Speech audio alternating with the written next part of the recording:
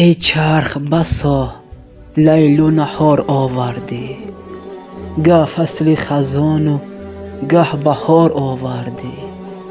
مردان جهان را همه بردی به زمین، نامردان را بر روی کار آوردی.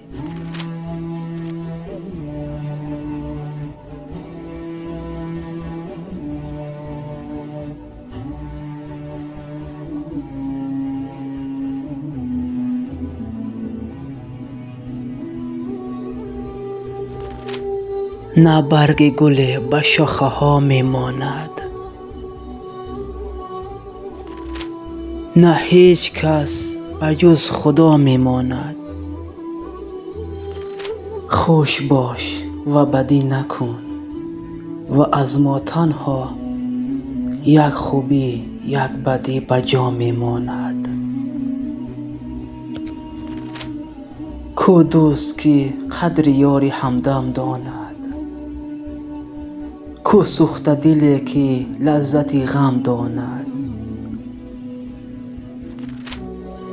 آدم ز کجا و خاک آدم ز کجا،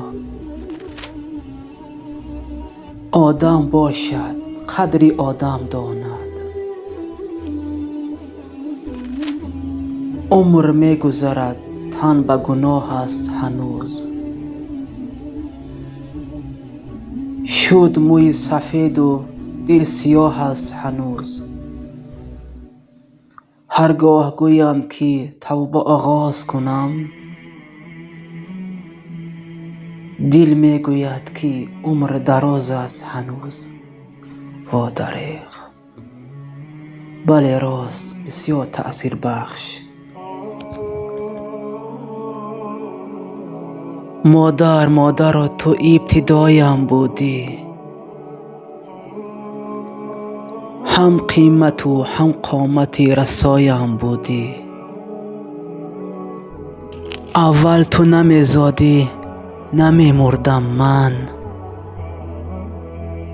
گویا که تو نیز امتحانم بودی. مادر تو گنجینه قیمت ترینی، تو بهار خزان نشدنی. مادر خیلی دوست دارم برای مادر.